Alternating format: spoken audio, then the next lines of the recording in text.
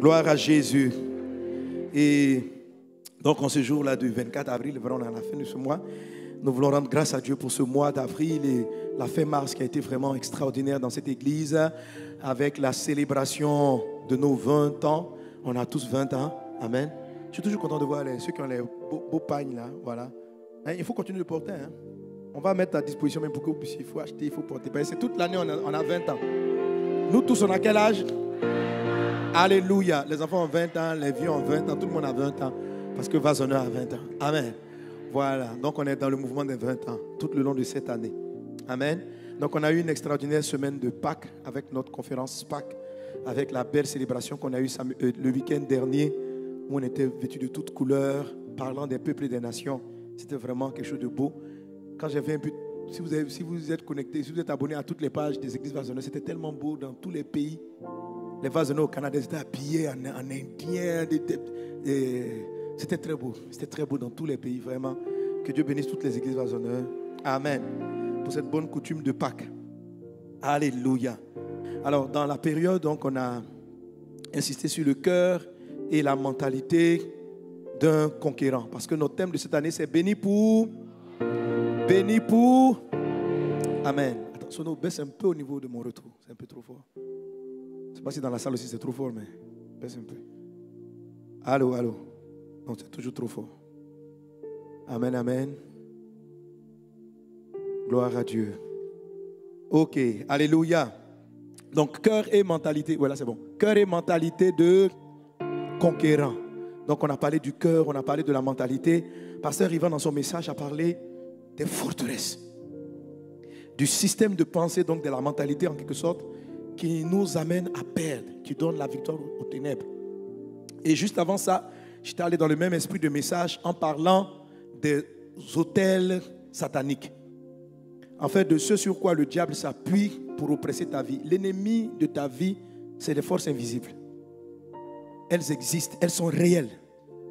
Elles te détournent de ta destinée. Elles enlèvent tes provisions. Et j'en avais parlé durant le mois de mars pour faire suite à la 3e bénédiction qui est dans cet ouvrage. Si tu as donné ta vie à Jésus, tu es quelqu'un de béni. Selon la parole de Dieu, ceux qui sont en Christ sont bénis de toutes sortes de bénédictions. Et il y a différentes sortes de bénédictions, et en tout 12 sortes de bénédictions. La bénédiction numéro 3 dit que tu ne manqueras de rien, que Dieu pourvoira à tous tes besoins. Alléluia, c'est la 3e bénédiction des 12. C'est un héritage, c'est en vous. Un chrétien ne doit pas être dans la galère. Un chrétien ne doit pas ne doit pas souffrir chroniquement, constamment pour payer ses charges, pour mettre ses enfants à l'école. Si tu vis dans ce type de situation, il y a une anormalité. Tu peux passer par cela pendant un temps. Ce sont des moments d'épreuve. Mais la parole de Dieu dit que ta corbeille et ta huche ne seront pas vides. Ça veut dire que Dieu va toujours pouvoir au minimum. Un chrétien qui est dans l'endettement, c'est une anormalité. Ça veut dire toujours, tu dois gérer les créanciers. Il y a quelque chose qui cloche, quelque chose ne va pas. Si quelqu'un d'entre nous est dans cette situation et cette difficulté persiste, s'il te plaît, prends cet ouvrage, lis-le, médite-le. Médite-le, c'est important. Même si hier ça allait et que subitement tu commences à remarquer que ça devient très difficile pour toi, comme on dit, pour joindre les deux bouts. Prends cet ouvrage, lis-le. Lis-le comme un livre ou lis-le selon le programme de méditation avec un texte et des textes à méditer par jour. Et puis prie en fonction de ce qu'il y a là-dedans. Tu vas voir ce que Dieu va faire en toi. Amen. Tu es béni pour ne manquer de rien. Amen. Et c'est pendant cette série que j'ai parlé de comment les esprits pouvaient attaquer les chrétiens sans les posséder, mais embrouiller leurs affaires, leurs investissements, leurs projets au travers de l'attaque des autels. C'est-à-dire cette force satanique-là qui attire contre toi des esprits qui viennent te voler. Ok? Donc on a parlé de renverser les autels. Et on a dit que lorsqu'on renverse un autel, on doit bâtir un autel à Dieu. Et toutes ces choses-là, ce n'est pas des choses physiques. Il n'y a pas quelque chose à aller bâtir dans ta maison sur le plan physique, mais ce sont des états intérieurs. Amen. Des choses à changer en soi. Alléluia. Alors, je veux te dire que notre jeûne du mois de mai sera dédié à la prière pour renverser les autels sataniques et pour bâtir l'autel de Dieu. Donc on va avoir 3 jours de jeûne. Et pendant ces jours-là, on se retrouve ici les matins, 5h jusqu'à 6h30, avant d'aller au travail. Pendant 3 jours, dans le jeûne et la prière, on se retrouve, on va renverser les voix que tu ne comprends pas, qui crient contre ta vie. Lorsque tu es dans des problèmes cycliques, lorsque tu as l'impression d'avancer et tu finis par reculer, il faut checker pour voir est-ce qu'il n'y a pas un autel qui crie contre ta vie. Si tu l'as localisé, tu dois le renverser. Une fois que tu l'as renversé, tu dois aussi décréter la parole pour bâtir un autel à Dieu. Amen. Ça, c'était mon enseignement. Donc, pendant les 3 jours, on va renverser et on va bâtir. Parce que tout se fait dans la prière, par la prière. On a enseigné, on a prié pendant le programme, on n'a pas pris le temps dédié à la prière. Donc, viens avec un esprit de guerrier des prières. Tu sais, pour traiter les autels, il faut être révolté. C'est-à-dire que le mardi 3, là, quand tu arrives à 4 heures, sois fâché. Et non, c'est pas pourquoi. Tes parents te regardent, disent, pourquoi ton visage est serré? Tu dis, je vais finir avec quelque chose. Je suis révolté. Tu dis, je ne suis pas fâché contre vous. Mais ça suffit. Ça suffit. Ta vie doit avancer dans un domaine. Amen. Voilà. Chaque saison, on a des combats. Mais un combat qui persiste depuis trop longtemps, tu dois le traiter. Tu dois finir avec lui. Cette année-là, le mois prochain, tu passes à autre chose. Voilà. Tes vieux combats, il y a des combats avec lesquels tu as fini. Tu dois les mettre aux oubliettes. C'est-à-dire qu'il faut que dans quelques mois, quand tu en parles, c'était le passé, tu dis, il fut une période où j'avais tel blocage.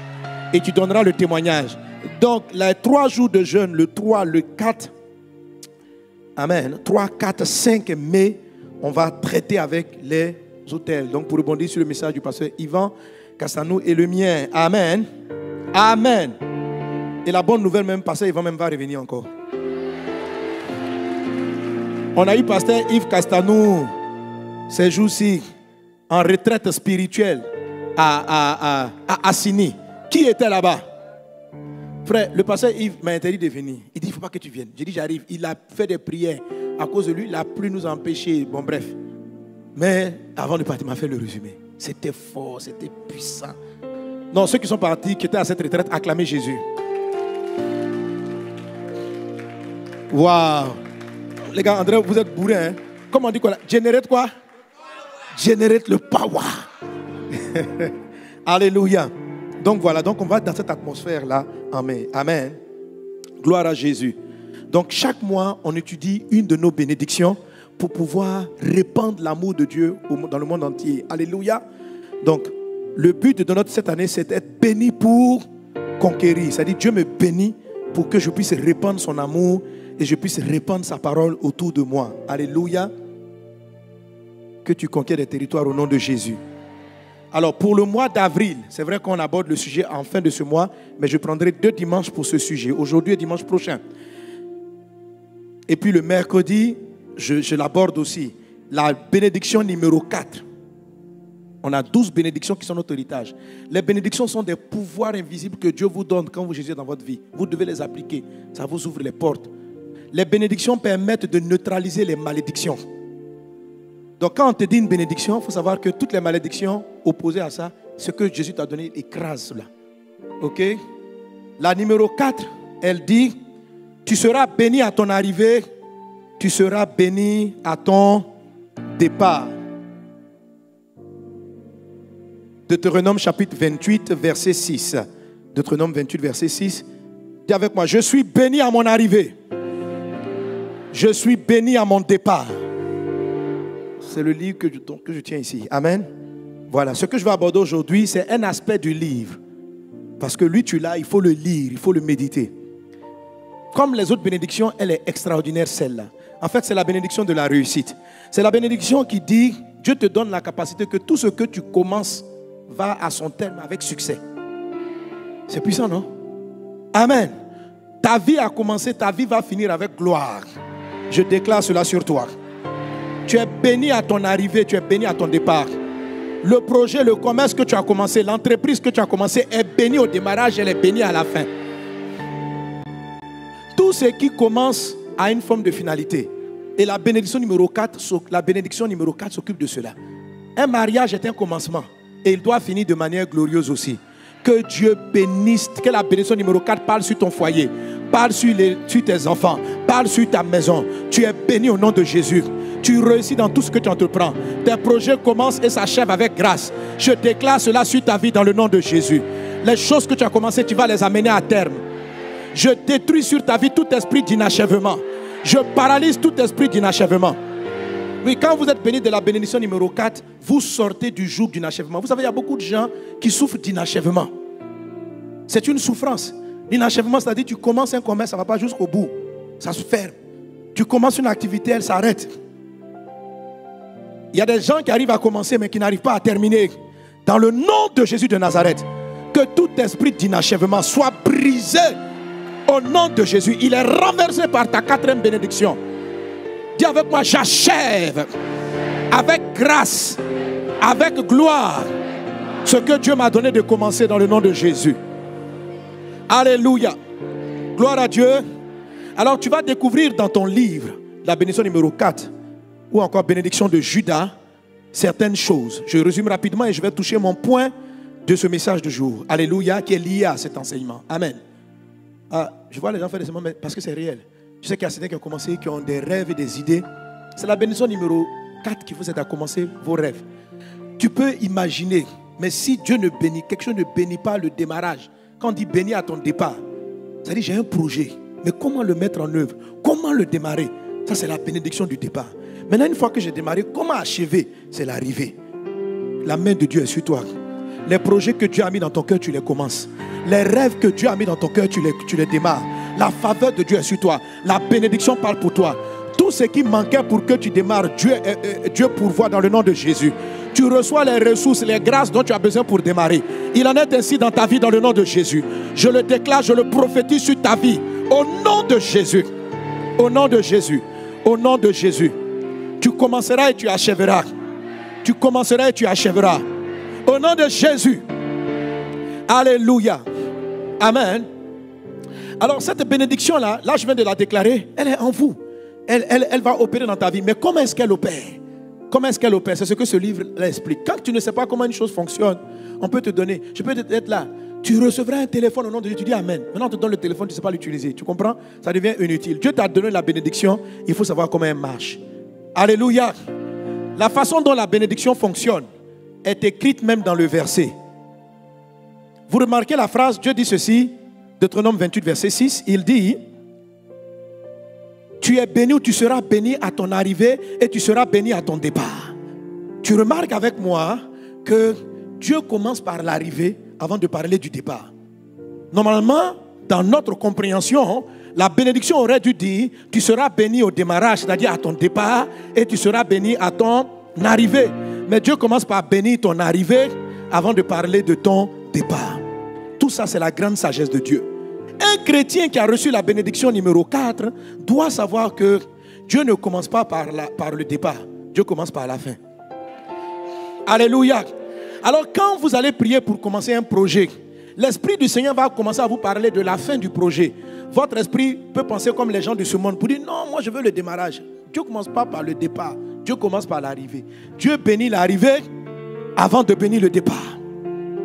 Alors pourquoi Dieu procède par cet art, par ce truc qui dans notre logique peut ressembler à du désordre? Mais en fait, la vérité c'est ça. C'est que la qualité, pourquoi on dit que ton départ a été réussi? Parce qu'un départ béni, ça veut dire un départ réussi. Amen. Un projet qui est béni, ça veut dire que tu as démarré de manière réussie. Toi-même, tu es content de la réussite de ton départ. Mais la réussite de tes départs est fonction de la réussite de ton arrivée. C'est-à-dire, c'est l'arrivée qui détermine la qualité de ton départ. Vous le savez, non? Je l'ai beaucoup expliqué dans les livres, je n'en parle. C'est l'arrivée qui détermine la qualité de ton départ. Si je prends l'exemple d'une course, il y a plusieurs formes de courses. Il y a les courses de 100 mètres, courses de vitesse. Il y a les courses de fond, où on peut courir 5 km, 10 km, 40 km pour les marathons. La qualité du départ de la course est déterminée par la qualité, par l'arrivée. C'est l'arrivée qui détermine si on va dire que tu as bien commencé ou tu as mal commencé. Vous comprenez? Alléluia. C'est pourquoi Dieu commence par l'arrivée. Si je lance une course, on dit top départ, allez-y. Et tu vois quelqu'un qui est dans un starting block. Vous savez quand on dit départ réussi, il est comme ça. Il se lève. Il applique les choses comme à l'école de la course. Il se lève, il démarre. Et puis tu vois, il se lance avec une vitesse impressionnante. Vous pouvez dire, quel départ! Quel départ! Waouh! Digne de qui court bien comme ça là? Usain Bolt, Ben Johnson, tous les grands coureurs d'avant là. On dit non, mais ça c'est un coureur. Et puis tu apprends qu'il vient de faire un démarrage pareil, mais il s'apprête à courir 10 000 mètres. C'est-à-dire l'arrivée est dans 10 km. Est-ce que son départ est béni? C'est comme un départ maudit. Parce que la vitesse avec laquelle il a commencé la course, il ne pourra pas arriver. Il ne pourra pas arriver parce qu'il n'a pas tenu compte de son point d'arrivée avant de commencer son départ. Votre départ, ce n'est pas la manière dont votre entreprise commence avec les ressources. Ce n'est pas ça. Tu peux démarrer, tu as eu le financement, tu as eu tout. Et puis Dieu dit, tu as mal commencé. Tu dis, mais j'ai eu l'argent. Dieu dit, tu as mal commencé. Mais j'ai l'argent, j'ai le financement, j'ai des collaborateurs. Tu as mal commencé. Comment tu sais que j'ai mal commencé? Parce que tu ne sais pas où tu t'en vas. Quand tu ne sais pas où tu t'en vas, tu fais les mauvais choix de départ. Toujours. C'est pourquoi Dieu ne dit pas, je bénis ton départ avant de bénir l'arrivée. Il dit, je bénis l'arrivée avant de t'occuper. Parce qu'il est en train de vouloir te dire, occupe-toi d'abord de où tu vas arriver. C'est l'endroit où tu vas arriver. Parce qu'une course de 100 mètres, si j'arrive dans 100 mètres, je peux démarrer en force. Mais si j'arrive dans 10 km, le bon démarrage, c'est un démarrage debout, où on ne va pas trop vite. On dit, paix.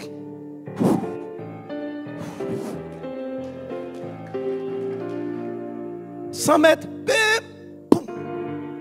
et tu mets toute ton énergie. L'arrivée dans 100 mètres ou dans 10 km ou dans 40 km, c'est ce qui détermine, ce qui pourra, on va pouvoir qualifier, ton départ a été béni. Vous trouvez la même chose dans la construction. Si vous arrivez, vous voyez quelqu'un qui est en train de creuser une fondation. Et puis il a creusé 50 cm. Mais il a tellement bien creusé. Les parois de la fondation sont tellement belles. Et quand tu arrives, tu dis, waouh, quelle fondation, quelle fondation. Et puis tu parles avec l'architecte, l'entrepreneur. Tu dis, mais tu vas construire quoi? Il a creusé 50 cm. Tu dis, tu vas construire quoi? Il dit, je m'apprête à faire un immeuble de 30 étages. Alléluia. Il dit, tu vois ma fondation? Mon frère, c'est une fondation maudite. L'immeuble va s'écrouler. On ne peut pas construire 30 étages avec 50 cm. Donc ton départ est mauvais parce que tu n'as pas estimé ton arrivée. Alléluia. Cette réalité-là caractérise beaucoup de choses. La façon dont ton foyer va arriver. Si tu n'as pas vu, comment tu veux que ton couple finisse? Tu ne sais pas si tu as bien commencé ton mariage. Quand tu commences une activité commerciale, si tu n'as pas visualisé la fin, tu ne peux pas savoir si tu as bien commencé ou pas. Quelquefois, commencer sans avoir tout l'argent nécessaire est un bon départ. Ça te permet d'apprendre une certaine gestion parce que tu vas aller très loin. C'est une course de fond, ce n'est pas une course de vitesse. Il ne s'agit pas d'avoir tous les financements. Certaines fois, vous allez prier pour dire, Dieu, je veux le financement de ce projet. Et puis Dieu ne te donne pas tout. Dieu t'envoie d'abord 10 000 francs. Il t'envoie 10 000 francs parce qu'il veut que tu apprennes à savoir choisir. Qui sont tes collaborateurs, les gens avec qui tu vas travailler. Toi, tu peux te plaindre. Tu dis, mon projet coûte 10 millions. Et puis Dieu t'envoie 500 000. Donc, tu es béni à ton départ, mais tu ne le sais pas. Tu ne sais pas que pour le moment, il n'a pas mis l'argent devant. Il a mis le sérieux de tes collaborateurs. Avec les gens il a permis que tu vois comment il gère. Si tu envoies 10 millions, parce que le premier comptable que tu as mis là, c'est un escroc. Donc, si la banque t'avait prêté tout de suite 50 millions pour démarrer, tu aurais compris que tu as eu le mauvais collaborateur du départ. Or, avec 10 000 francs qu'il a eu, il a déjà suturé là-dessus 5 000 francs. Tu dis, alors là, ce jour-là, tu béniras Dieu pour un départ à 10 000 francs. Est-ce qu'on est ensemble? Amen. C'est une loi importante de voir l'arrivée avant le départ. La qualité de ton départ est fonction de ton arrivée. Est-ce qu'on est ensemble? Donc, quand vous ne comprenez pas comment la bénédiction fonctionne, vous pouvez dire que Dieu, voilà, mon foyer commence difficilement. Regarde, on est dans la galère. Mon mari et moi, on n'a même pas d'argent pour payer un réfrigérateur. Ça peut être un très beau départ. Tu dis, Seigneur, c'est quel foyer on dort? Voilà. Est-ce que tu sais que si, pour commencer ton mariage, tu as 5 chambres salon, trop d'étrangers vont arriver au début. Tu dis, regarde mon mari. Je rentre dans une maison, on dit quoi? Mon mari, c'est un beau mariage. Il a quoi? Il a déjà une villa. Ah bon? Oui. Nous avons 5 chambres. Et puis tu planifies. Nous aurons 4 enfants et nous allons mettre ici. Mais d'ici que les enfants arrivent, est-ce que tu sais que ce n'est pas un bon départ d'être propriétaire en ce moment-là?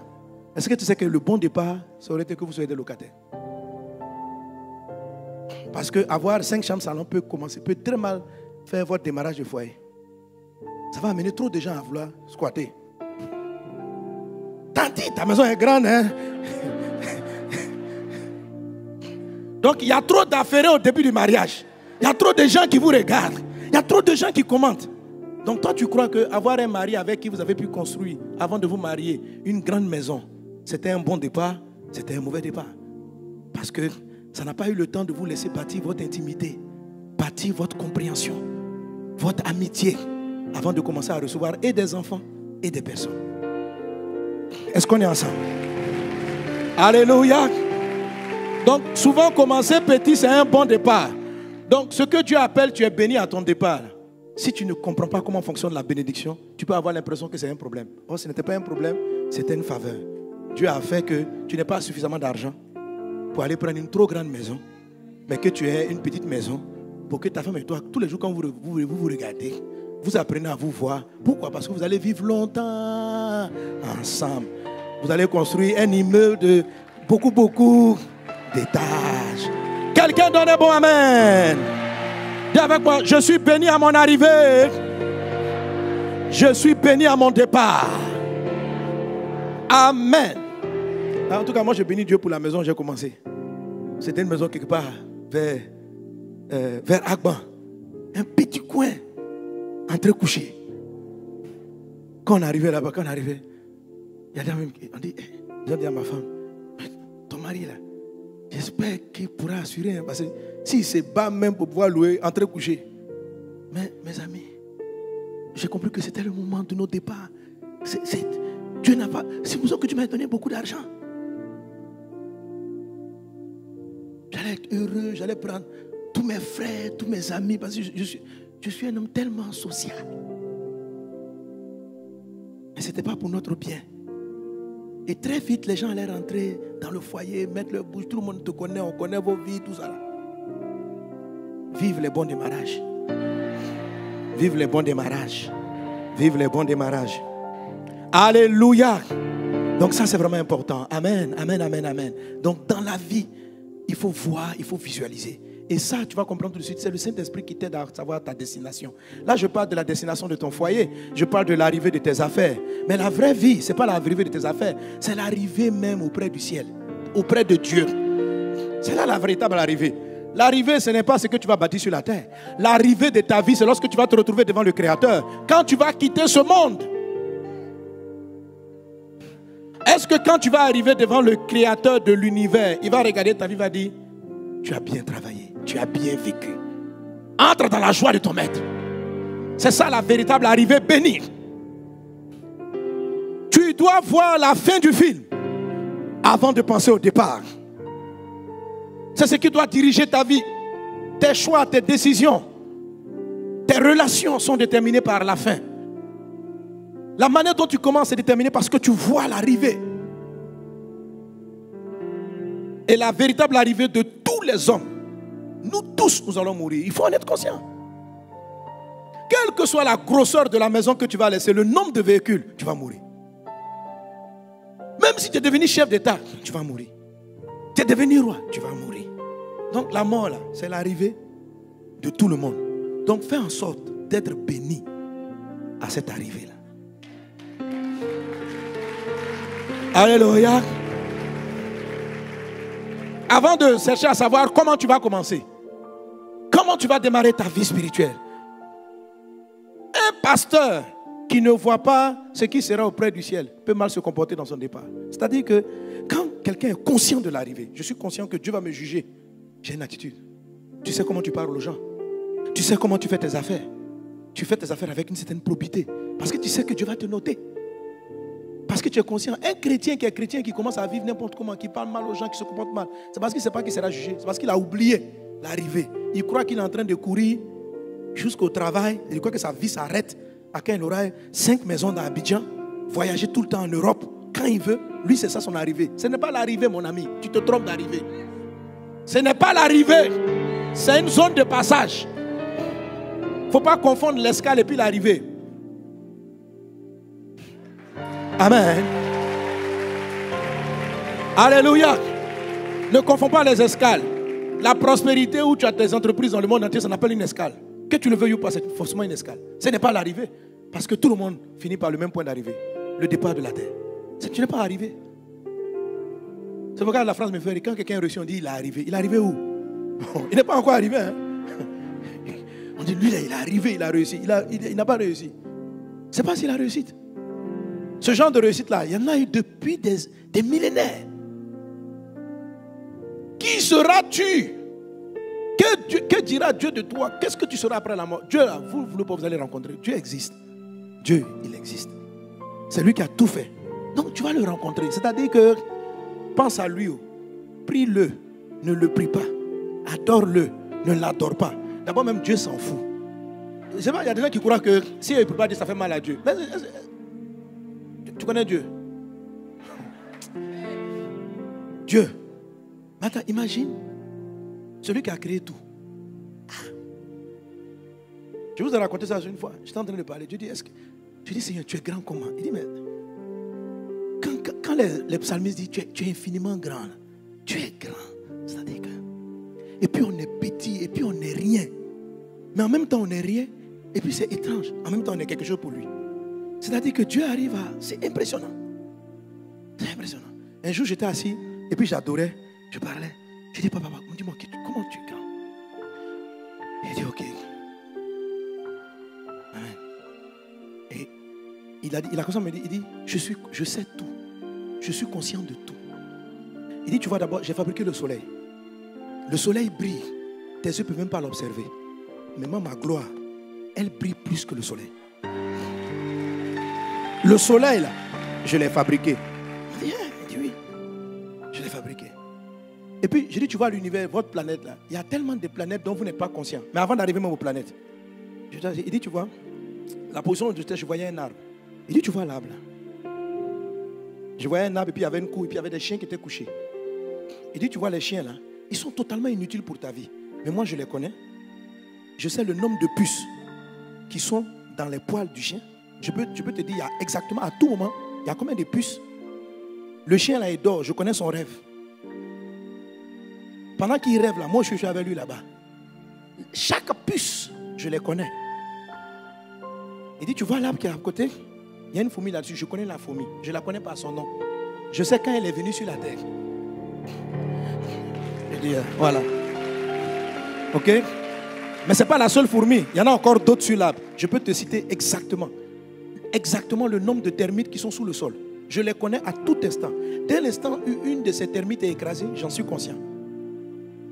Et ce n'est pas seulement là, autour de ta maison.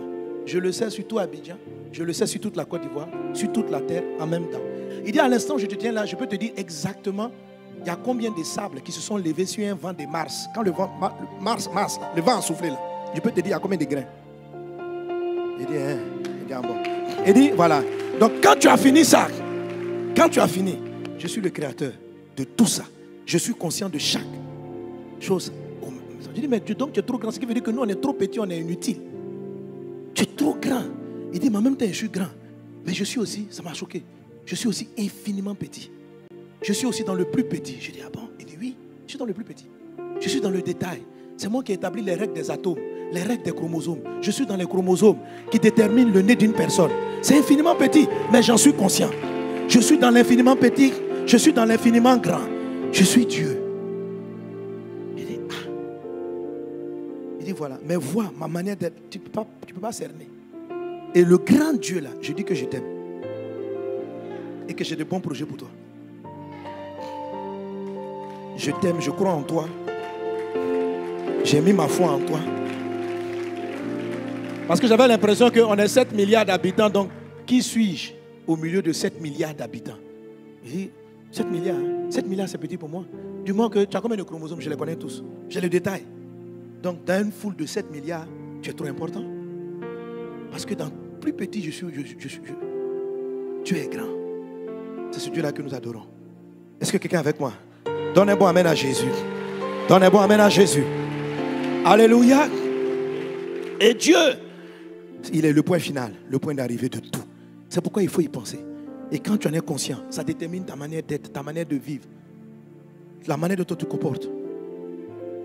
Et ça détermine ta réussite. Tu vas finir la vie, ta réussite, tu vas réussir. Tu seras épanoui. Ce n'est pas forcément que tu as eu les plus grands argent au monde. Et si c'est ton destin d'être l'homme le plus riche de toute la terre, tu seras heureux d'avoir ça. Ça ne va ni détruire ta vie, ni tes enfants. Tu seras épanoui. Et quand tu vas mourir, vous avez l'arrivée bénie, c'est même pas le fait, c'est pas seulement arriver au ciel. Dieu dit, un homme de bien laisse un héritage aux enfants de ses enfants.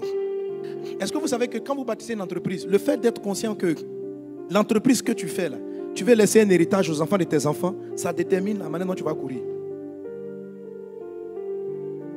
Donc, si vous ne comprenez pas la bénédiction numéro 4, qui fait que Dieu dit, je bénis l'arrivée avant le départ, vous n'allez pas comprendre en fait que ton cœur doit aller à la fin avant de revenir au début. Tu dois voir à quel étage tu vas finir ton immeuble pour déterminer comment tu vas le commencer. Tu dois voir, tu veux que ton couple soit quoi? Comment tu vois ta vie à la fin? Tu dois visualiser dans ton esprit. Et puis en fonction de la fin, revenir sur ton origine. Et puis déterminer les briques que tu vas poser pour atteindre cet objectif. Ça va déterminer la manière dont tu vas choisir les gens dans ta vie. Ça va déterminer tes amitiés. Ça va déterminer les amitiés que tu choisis. Il y en a qui te seront imposées. Parce que ça va commencer à conduire ta vie. Ça détermine ton rythme de course. Ça détermine les moments où tu fais ta pause. Ça détermine toutes choses parce que tu as vu la fin avant le début. La bénédiction numéro 4 vous accorde. Il y a beaucoup de songes et de visions que vous recevez. Quand vous êtes béni de la numéro 4, il y a des rêves qui parlent de votre fin. Il y a des rêves qui parlent de ce que vous allez faire. Mais vous ne le comprenez pas parce que vous êtes dans l'instant présent. Mais quand ton cœur est ouvert à cette vapeur-là, tu vas commencer à comprendre certains songes. Tu vas commencer à voir que souvent quand tu commences la vie chrétienne, Dieu te parle de la fin avant de te parler du début. Il te parle de la fin avant de te parler du début. Parce que ce qu'il va te dire sur la fin va déterminer comment tu vas recevoir ton début. Tu vas savoir apprécier le début. Tu vas savoir apprécier les difficultés du début. Tu vas voir des difficultés comme un entraînement et non pas comme une fin. Si quelqu'un est préparé à être un chef, à être un grand, tu vas voir que Dieu va commencer. Tu vas comprendre pourquoi est-ce qu'il travaille ton cœur. Pourquoi est-ce qu'il travaille tes émotions.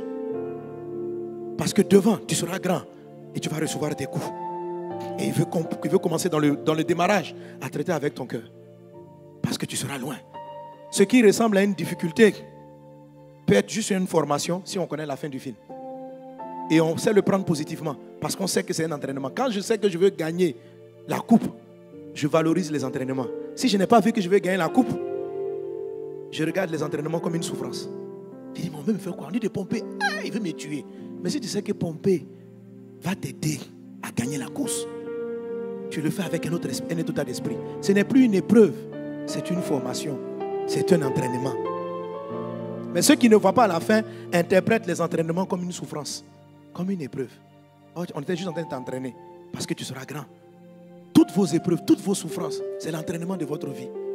Mais comme vous ne savez pas trop où vous partez, vous avez l'impression que, ma vie, quand est-ce que j'arrêterai de souffrir? Tu n'es pas en train de souffrir, on est en train de te coacher. C'est du coaching. C'est de l'entraînement. Parce qu'il y a des visions et des songes que tu as eu que tu n'as pas compris. Si tu les avais perçus, tu aurais compris pourquoi tu étais passé par ces deux trucs-là. Ta vie est bénie au nom de Jésus. Tu iras loin au nom de Jésus. Je te vois réussir au nom de Jésus. Tu réussis au nom de Jésus. Les souffrances de ton passé, c'est un entraînement qui t'amène vers ton futur. Ta destinée est grande. Rien ne t'arrêtera. Tu réussis dans ta vie au nom de Jésus. Chaque difficulté, chaque larme a été un entraînement pour toi. Je déclare dans ta vie, les bonnes choses sont plus sur le point de t'arriver. La faveur se manifeste dans ta vie. Tu es béni au nom de Jésus. Tu es béni à ton arrivée, tu es béni à ton départ. Dis-moi, je suis béni. Alléluia. Et si vous continuez, vous développez la bénédiction numéro 4, donc béni à ton arrivée, béni à ton départ, vous n'allez pas peut-être comprendre très bien une autre expression. Une bénédiction est citée plusieurs fois dans la Bible, mais sous différentes formules. Dans le psaume 121, le verset 8, je crois que c'est ça. La Bible dit, Dieu dit, c'est la même bénédiction, la bénédiction numéro 4. Il dit, 121, verset 8. On lit ensemble, il a dit quoi? L'Éternel gardera ton départ et ton arrivée dès maintenant et à jamais. Alléluia. Alors quelqu'un vient me dire, mais pasteur, ici, pourquoi Dieu commence par le départ? Et puis il finit par... Il dit, l'Éternel gardera ton départ et ton arrivée. Ici, il commence par le départ. Parce que Dieu va mettre l'emphase sur le démarrage des projets, le démarrage de ta vie. Mais tu dois remarquer aussi que le verbe utilisé est différent. Ce n'est pas le mot béni, c'est le mot garder. Je déclare que Dieu garde tes départs dans le nom de Jésus. Quand tu sors de ce lieu, tous ceux qui sont en train de démarrer quelque chose, que garder c'est surveiller, garder c'est maintenir, garder c'est protéger. Que la protection divine soit le partage de tous tes départs au nom de Jésus. Alléluia. Dieu doit garder ton départ. Je dis, c'est pourquoi? Il dit, le départ. Ça veut dire, le départ là, c'est j'ai un rêve. Commencer le rêve. J'ai un projet. Le démarrer là. Dans le monde, et quand vous faites les statistiques, on vous dit que souvent dans les pays, même les pays développés qui aident, que près de la moitié des entreprises qui commencent ferment avant 5 ans. Combien parmi nous ont des rêves qu'ils ont essayé de commencer, qui sont morts très vite? Qui a essayé de commencer? Tu voulais commencer un commerce de taxi, ce n'est pas allé loin. Commerce de pain, ce n'est pas allé loin. Qui a déjà commencé et puis ça c'est mort né? Ou bien c'est mort? Les projets morts, levons les mains. Moi, je suis numéro 1 à lever la main. J'ai eu beaucoup de... Les projets morts. Il y en a ceux qui sont morts avant la naissance, morts à la naissance, morts après 2 ans, morts après 3 ans. Parce qu'un départ est fortement attaqué. Un départ est fortement attaqué. Donc Dieu utilise l'expression garder. Garder. Il dit, je garderai ton départ. C'est-à-dire que je vais veiller. Alléluia. Quand votre bénédiction numéro 4 travaille en vous, que vous allez démarrer, il y a des éléments de surveillance. Ce qu'il faut, ce n'est pas forcément, ce n'est pas les ressources même le besoin, parce que Dieu va pourvoir. Mais c'est surtout garder. Préserver les ressources qu'il va mettre à ta disposition. Les gens qu'il a mis à ta disposition. Les personnes qu'il a mis à ta disposition. Garder. Garder, ça veut dire protéger. Garder, ça veut dire veiller sur. Un départ, sa bénédiction se manifeste par le fait que c'est gardé. Pour ne pas que le projet meure avant d'avoir pris son envol. Tes projets ne mourront pas. Les projets que Dieu t'a donnés seront fortifiés, seront affermis, et Dieu les mènera jusqu'au bout dans le nom de Jésus.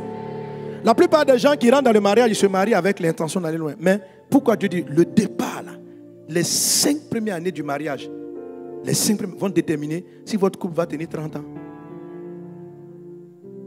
Parce que les attaques, la pression du démarrage, c'est terrible.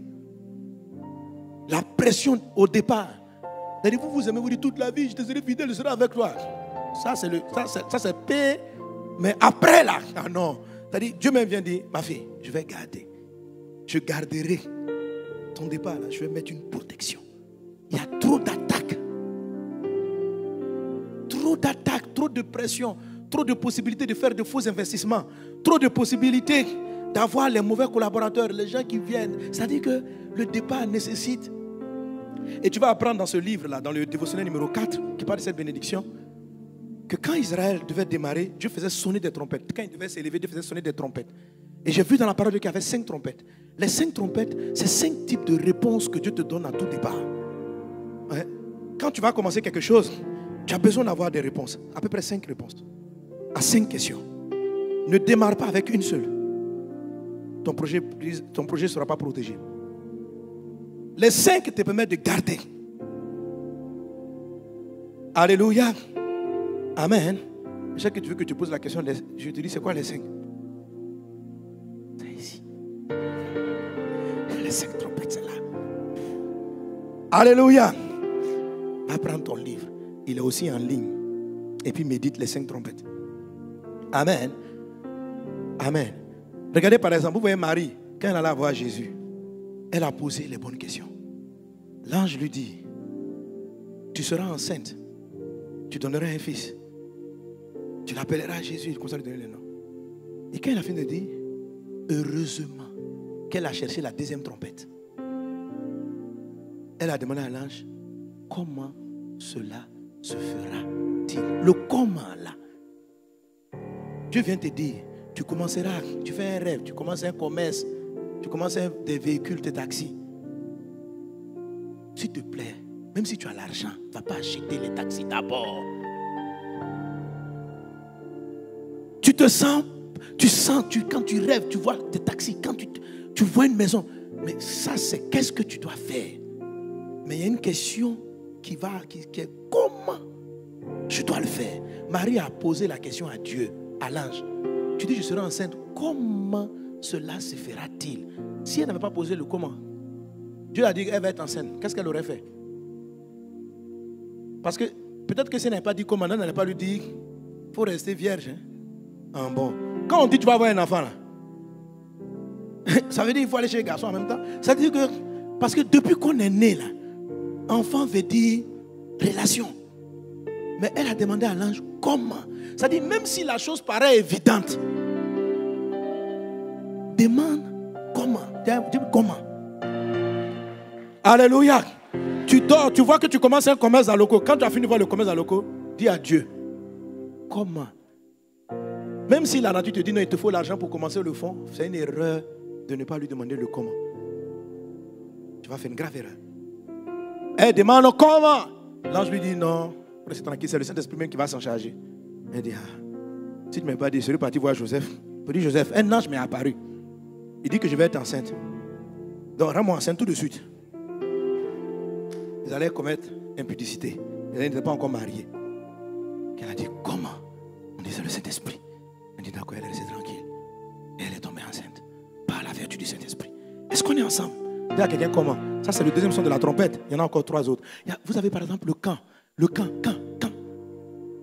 Vous savez, quand Dieu commence à vous donner une nouvelle idée, lorsque l'idée arrive, généralement elle brûle dans votre cœur. Quand l'idée commence à être téléchargée, quand le Saint-Esprit commence à mettre en toi un nouveau projet, vous sentez l'enthousiasme. Mais l'enthousiasme ne veut pas dire démarrage. Alléluia. Quand Dieu met en toi un projet, c'est comme s'il était en train de te rendre enceinte d'une vision. Est-ce que quand quelqu'un a le... Vous savez, quand on tombe enceinte, il y a du plaisir. Pour tomber enceinte, là, il y a un plaisir. Vous voyez de quoi je parle? Amen. Ce qui va te donner la grossesse donne beaucoup de plaisir. Mais est-ce que c'est parce que tu as du plaisir que l'enfant est né? Entre le moment où tu as le plaisir et le moment où la grossesse donne le bébé, il s'écoule 9 mois. Entre le moment où tu ressens, je te dis que si je commence commerce de bananes, oh la banane est demandée. Entre le moment où tu reçois la joie de l'idée de la banane et le moment où la boutique de bananes doit s'ouvrir, il y a un temps. Un bébé qui naît à 2 mois a une forte probabilité de mourir. Un projet qui est né hier dans ta tête, tu le lances rapidement, la forte probabilité qu'il meure est très élevée. Tout projet, toute vision, tout démarrage a besoin d'une gestation, d'une formation dans tes entrailles. Et les 5 questions te permettent d'avoir le temps de gestation de ton projet. Chaque projet, chaque plante, chaque truc a un temps. 9 mois pour certains, 4 mois pour d'autres plantations, etc. Chaque vision a un temps. Le quand te dit le temps. Tu dois lui poser la question pour entendre le 3e son de la trompette. Quand? Quand? Et quand il ne t'a pas dit quand, il ne faut pas commencer. Même si les gens viennent te donner des millions, attends. Le quand te donne le bon moment. Le quand te donne comment tu dois commencer. Beaucoup d'œuvres sont mortes parce qu'elles sont nées avant le temps. Des projets ont commencé avant le temps. Il y a des pasteurs, des prophètes qui ont commencé à prophétiser avant leur temps.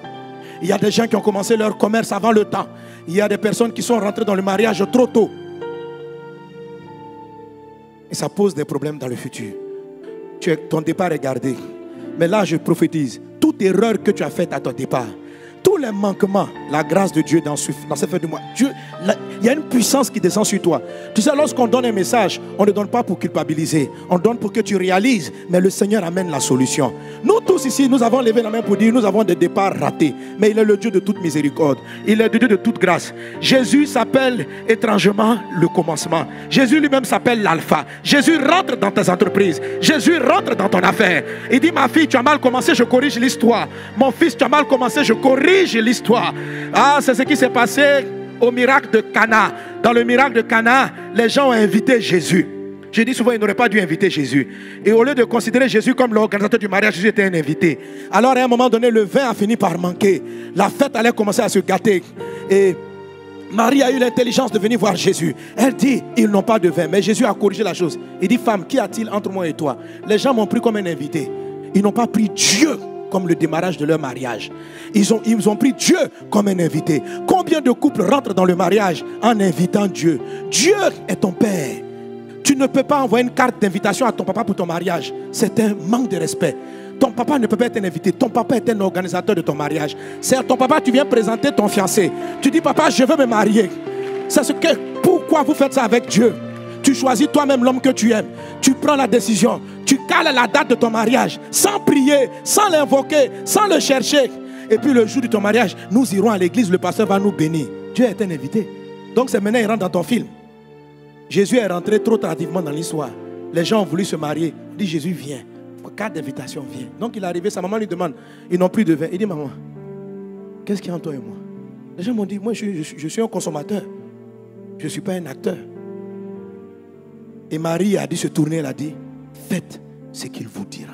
Ça veut dire, dorénavant, vous le couple là qui manquait de vin, là, Jésus n'est plus un invité, c'est celui qui commande. Faites ce qu'il vous dira. S'il vous dit à gauche, allez à gauche. S'il vous dit à droite, allez à droite. Alors quand tous les serviteurs du mariage ont commencé à comprendre que le Jésus qui était un invité ne devait pas être considéré comme un invité, mais comme celui qui dirige, alors Jésus a pris le relais et il a changé le manque en abondance. Dieu le fait dans ta vie. Aujourd'hui, tu es dans la maison de Dieu. Tu avais commencé ton film avec une religion, tu avais invité Jésus-Christ. Maintenant, Jésus est arrivé, il dit, ma fille, je n'étais pas aux commandes de ta vie. Je n'ai jamais été aux commandes de ton mariage. J'étais juste un invité, j'étais dans la chambre des amis, mais je n'étais pas en train de conduire. Mais aujourd'hui, pendant que tu dis, oh Dieu, je reconnais maintenant ma faute et mon erreur et mon manquement. Je te prends comme le Seigneur de ma vie, comme le Seigneur de mon mariage, comme le démarrage, comme l'alpha. La faveur de Dieu parle pour toi. Et le Dieu qui a changé le manque de vin, il a pris l'eau pour le transformer en vin, va corriger tes erreurs du départ. Il te fait grâce, il te fait miséricorde. J'invoque la miséricorde de Dieu sur vos projets, sur vos entreprises, sur votre foyer, sur votre maison. Tout ce qui a mal commencé parce que Dieu n'était pas le démarrage, Dieu corrige cela. Si tu es conscient qu'il t'a manqué au départ, si tu es conscient que tu as commencé sans lui, sa faveur vient dans ta vie pour te guérir, pour te montrer ce qui n'est pas allé, pour remettre les choses à leur place. Dieu est le Dieu de miséricorde. Si tu vis, c'est que tu peux encore recommencer. Si tu n'es pas mort, c'est que ton film n'est pas fini. Tu as pu rater ta vie jusqu'à 70 ans, 80 ans, mais Dieu est le maître de la vie. Il peut encore commencer. Quand Dieu estime que ta vie est terminée, il te prend. Si tu vis, c'est parce qu'il est prêt à recommencer un bon départ. Si tu respires, c'est que ta vie n'est pas encore terminée. Ne dis pas, j'ai fait trop d'erreurs, c'est trop tard. Ça, tu es en train d'écouter la voix du diable. Dieu te dit, je t'aime encore. Je ne t'ai pas laissé. Je t'ai toujours choisi. Je te prends par la main et je t'amène à bon port. Je bénis ton départ. Je bénis ton arrivée. Je garde ton départ et je garde ton arrivée. Tu es béni au nom de Jésus. Quelqu'un donne un bon amen. Alléluia. Dis, je suis béni à mon arrivée. Je suis béni à mon départ. Amen. Vraiment développer ce message. Lisez cet ouvrage. La bénédiction numéro 4 va briser l'esprit d'inachèvement. La bénédiction numéro 4 va faire en sorte que les choses commencent vraiment. La bénédiction numéro 4 est une manifestation de la compassion de Dieu. Vous savez, on est tellement bourré d'erreurs. Frère, je ne sais pas qui a bien commencé quelque chose. Mais c'est quand tu comprends ce que c'est, tu vois l'amour de Dieu. Tu as mal démarré, mais on corrige. Tu es ma fille, non? Tu dis, mais tu n'es pas fâché? Il dit, oui, je t'ai chicoté un peu, c'est pourquoi tu t'es cogné un peu la tête. Pour te dire que je suis là, quoi. Maintenant, on recommence l'histoire. Allons ensemble. Suis-moi, on marche ensemble. On marche ensemble. On marche ensemble.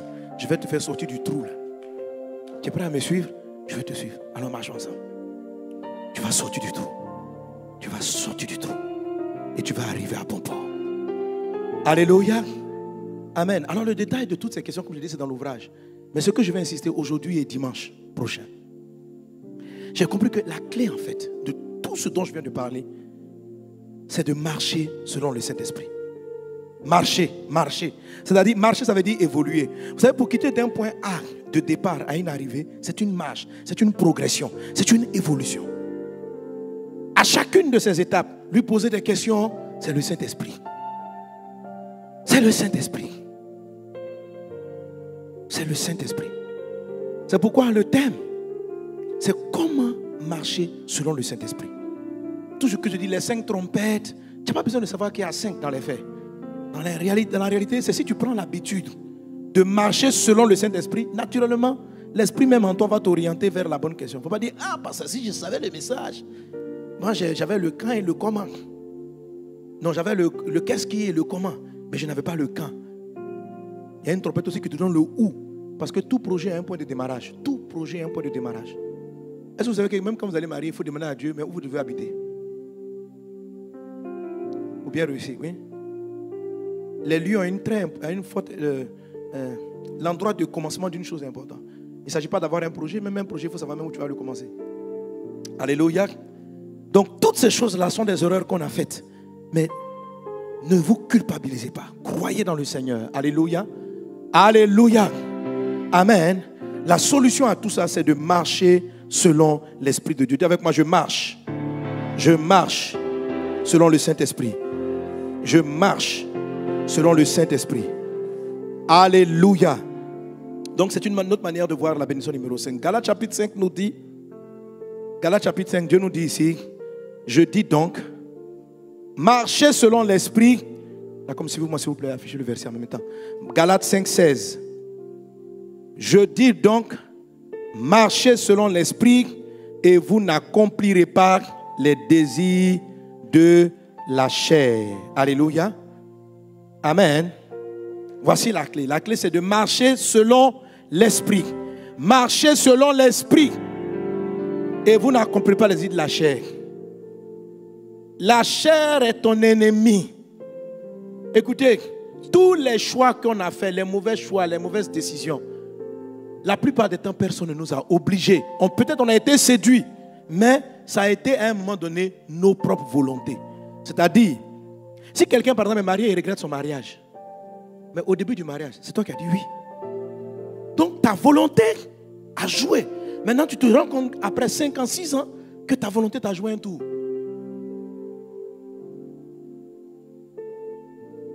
Si tu n'as pas pris un bon collaborateur, à un moment donné, c'est toi qui as dit oui, viens travailler avec moi. Ça a été ta volonté. Si tu as investi dans des mauvaises affaires, c'est parce qu'à un moment tu as cru que c'était le bon investissement. C'était ta volonté. Tous nos regrets, les regrets qu'on a, la majorité de nos regrets, ce n'est pas des choix dans lesquels les gens nous ont contraints. C'était nos choix. C'était nos décisions. Donc l'homme a en lui plusieurs voix qui lui parlent. Et chacune de ces voix est comme sa volonté. Et nos erreurs, nos manquements viennent justement de nos volontés. Certaines fois, ces volontés sont justes. D'autres fois, elles nous amènent dans des problèmes. Alors Dieu nous dit ici, ces volontés qui t'ont amené dans les problèmes, ce sont les volontés de la chair. Ce sont des volontés de la chair. Ta chair exprime sa volonté. Mais Dieu te dit, marche selon le Saint-Esprit et tu ne vas pas accomplir les désirs de la chair. Et il va continuer en disant, verset 17. Car la chair a des désirs contraires à ceux de l'esprit. Et l'esprit en a de contraires à ceux de la chair. Ils sont opposés entre eux. Lisons ensemble la suite du verset. Afin que vous ne fassiez point ce que vous voudriez. Alléluia. Dieu dit, l'Esprit du Seigneur a une direction. Et l'Esprit du Seigneur qui est en toi et ta volonté, surtout la volonté de ta chair, prend une direction. Il dit généralement les deux sont opposés. C'est-à-dire, le jour où ta chair a choisi quelqu'un à marier, ce n'est pas ce que l'Esprit veut, c'est opposé. Si tu t'es marié et puis ça ne marche pas, ce n'était pas un choix de l'Esprit, c'était un choix de ta chair.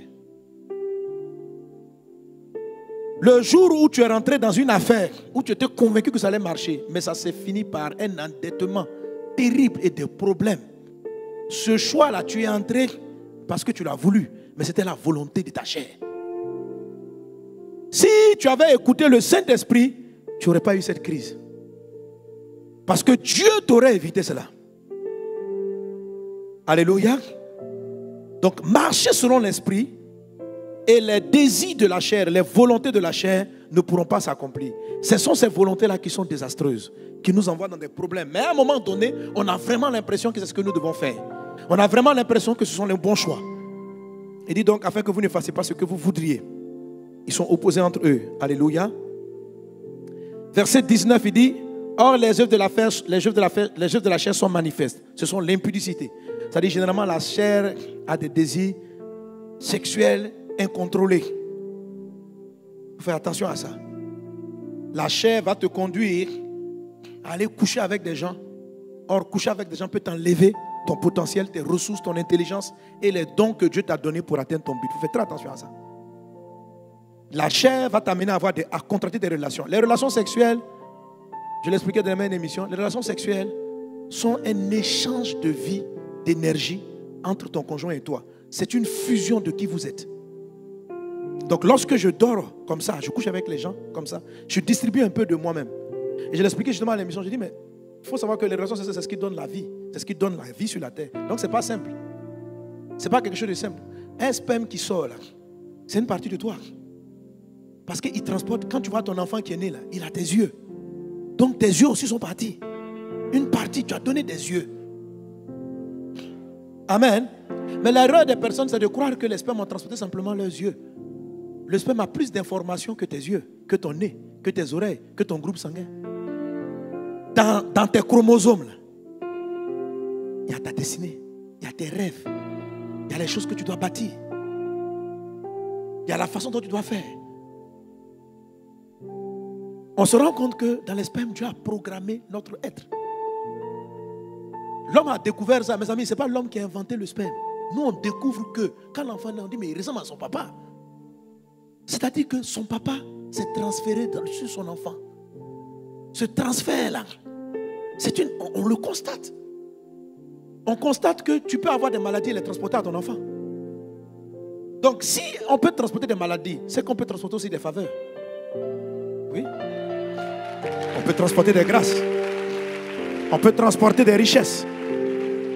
On transporte des manières de faire. Il y a des fois, vous voyez quelqu'un, un enfant, il est là, puis on dit, ce geste-là, c'est le même geste que son papa. Souvent, l'enfant a le geste de son père sans avoir grandi avec son papa. Vous avez déjà vu ça?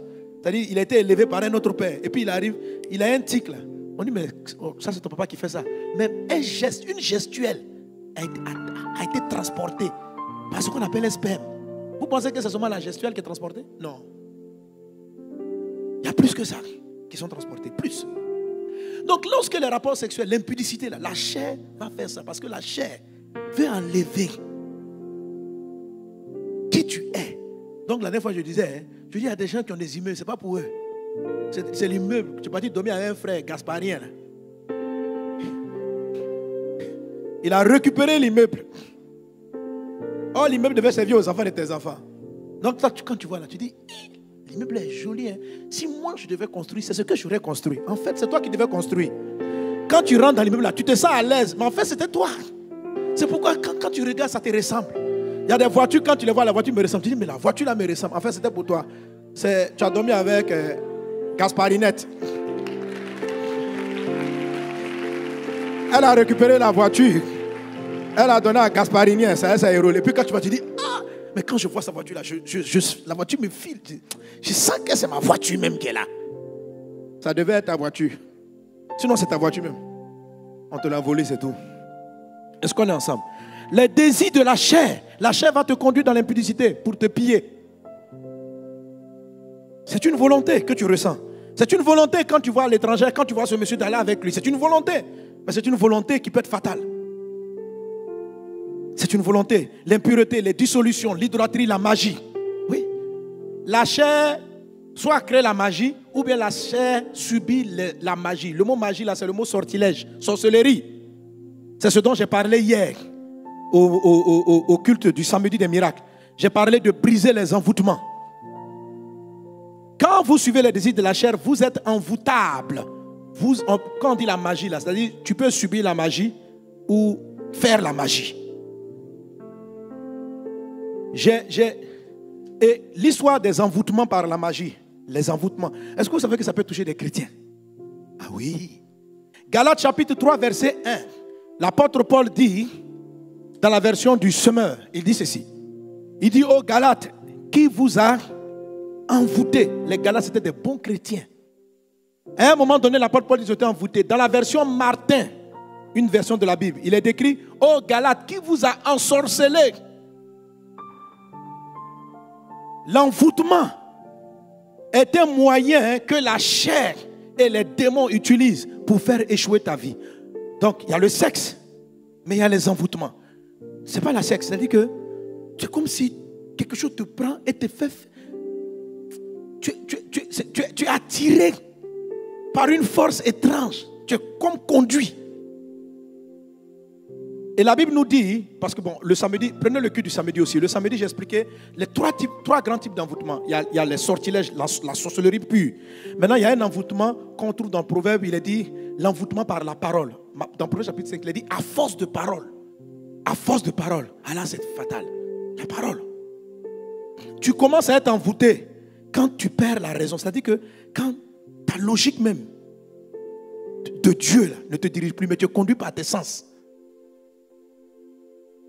L'envoûtement. L'envoûtement détourne des potentiels serviteurs de Dieu. Moi, j'ai été envoûté. J'étais chrétien, mais on m'a envoûté. Et quelquefois, les envoûteurs ne sont pas conscients qu'ils envoûtent. D'autres fois, on se laisse envoûter soi-même. Par des gens qui n'ont pas voulu vous envoûter. Mais certaines fois, les gens veulent vous envoûter. J'aurais pu rater toute ma vie et mon ministère. Quand j'étais élève en classe de première dans la ville de Gagnois, j'aimais Jésus, je prêchais l'évangile partout. Et je trouvais que mon église était... Le pasteur nous ralentissait. Et c'est là, l'ennemi a envoyé vers moi une envoûteuse. Une dame qui m'a reçu avec mon ami Vincent Missalé. Elle nous a reçus. Et elle dit, j'ai appris que vous aimez le Seigneur. On a commencé à échanger sur Jésus. Quand la dame parlait de Dieu, quand on dit à force de parole, elle parlait. J'avais les larmes aux yeux, je dis, mais c'est pas croyable. Elle avait des visions du Christ. Quand elle dort, elle fait des rêves. Elle jeûne souvent. Elle était trop spirituelle. Elle était spirituelle. Les Galates, ils ont été séduits par des soi-disant spirituels. Et à un moment donné, j'étais là, je dis, waouh, quelle femme de Dieu. J'étais envoûté. Les envoûtements spirituels, il y en a aussi dans les affaires. Il y en a aussi dans les affaires. Comment, quand vous voyez l'histoire, par exemple, des placements d'argent qui ont mal tourné, les gens étaient envoûtés. C'est de l'envoûtement. Comment c'est-à-dire des gens qui ont fait l'école, c'est-à-dire des gens, même, ils connaissent ils sont bien. Mais subitement, ils sont là. On dit, mais l'argent, tu envoies 100 000 francs, ça revient 1 million. Ah. Tu envoies 1 million, ça revient 10 millions. On dit comment? On dit non, on se va planter. J'ai dit, c'est quelle plantation qui donne hôtel, des trucs là? Et puis, tout le monde croit. C'est-à-dire que tu vois des gens, c'est-à-dire des banquiers, des gens qui ont fait le code du cas, bac plus truc. On dit, mais la plantation là, il n'y a pas de problème, il n'y a pas de truc. On dit, mon frère, on dit, mais où sont les champs? C'est qui est sûr? Non, on n'a pas vu. Non, on nous dit. Tu donnes 300 000. 3 mois plus tard, on te donne. Je dis, est-ce que la vie est rectiligne comme ça? C'est-à-dire que, quelle est cette affaire-là? C'est-à-dire que, et même les gens étaient d'accord. Ils enlèvent les 300 000. Ils donnent. Des femmes sérieuses sont parties prendre la caisse de leur entreprise. Et je dis, plusieurs sont retrouvés en prison. Ils étaient envoûtés. L'envoûtement va vous faire investir là où il ne faut pas. Les gens vont te parler d'un projet. Si tu commences le commerce de temps, tu deviens milliardaire. Oh là là. Et puis ta logique pète. Tes règles de fonctionnement sautent comme ça. Et tu te retrouves. Tu t'es envoûté. C'est l'envoûtement. L'envoûtement, c'est une manière pour le diable de prendre le contrôle de tes sens. L'envoûtement, vous savez, le sentiment amoureux où on dit on est amoureux. Là. Quand tu es trop amoureux, c'est que tu es envoûté. Pas forcément en mal, mais si tu ne contrôles pas ça, le temps de te comprendre, tu vas te donner une fausse affaire. Tous les gens qui se réveillent, qui disent, qui m'a dit de me marier là, avant ils étaient amoureux. Alléluia, ils étaient amoureux, ils étaient envoûtés. C'est-à-dire, tu vois même le monsieur là, à vue d'œil, tout le monde voit que c'est un faux type. Tout le monde. Mais la femme, elle est là, je l'aime. On dit que ça, il changera. On dit, on dit, il cherche les femmes dans les quartiers. Mais je suis sa préférée. Attends. C'est sa préférée comment? Et puis le gars vient, je te donnerai, je ferai. La fille est là.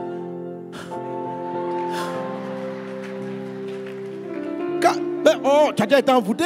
Quand vous sautez les clôtures dans votre enfance, c'est quel truc? Toi, une fille sérieuse, gentille, bien à la maison. Papa te dit, tu ne sors pas. Mais à cause du garçon là, sauter la clôture, te déguiser, faire des plans avec tes petits frères et tes soeurs. Quand je viens là, la nuit, tu fais comme si je dors. Tu viens te coucher dans mon lit, tout ça là. Tu as été envoûté. Sois délivré. Alléluia.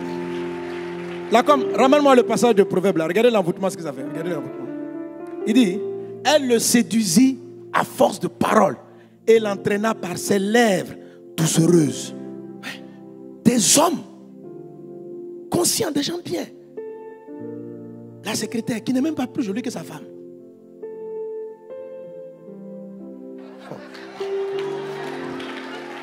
Mes amis, j'ai vu des hommes mais envoûtés. C'est pas croyable. Le monsieur est là. Un coup, tout l'argent. Il a des enfants. Il commence à ne pas payer leur école. Est-ce que c'est normal? C'est-à-dire que il prend l'enfant, il le met. Non, il est envoûté. Alléluia. Dans le nom de Jésus, tout envoûtement sur ton mari est brisé. Tout envoûtement sur ta femme est brisé. Donnez-moi amen. Alléluia. Tu es béni, Yasmine. Amen. Est-ce qu'on est ensemble? Donnez-moi amen. Donc, non, donne-moi le texte. Regarde comment le monsieur était entraîné. Ramène le texte. On dit, elle le séduisit à force de paroles et l'entraîna par ses lèvres doucereuses. Et puis on continue. Il se mit tout à coup à la suivre comme un bœuf qui va à la boucherie. Comme un fou qu'on lit pour le châtier. C'est-à-dire, le gars commence à entrer un mouton. Tu n'as pas construit. Tu es toujours locataire. Cette maîtresse te dit, j'ai besoin de ma maison. Tu es envoûté. Tu prends tes épargnes. Tu mets l'hypothèque. Tu prends un crédit. Tu vas construire une maison à une maîtresse. Si ce n'est pas là, tu n'es pas envoûté, c'est comment? C'est-à-dire tu construis sa maison. Toi-même, tu n'as pas de maison.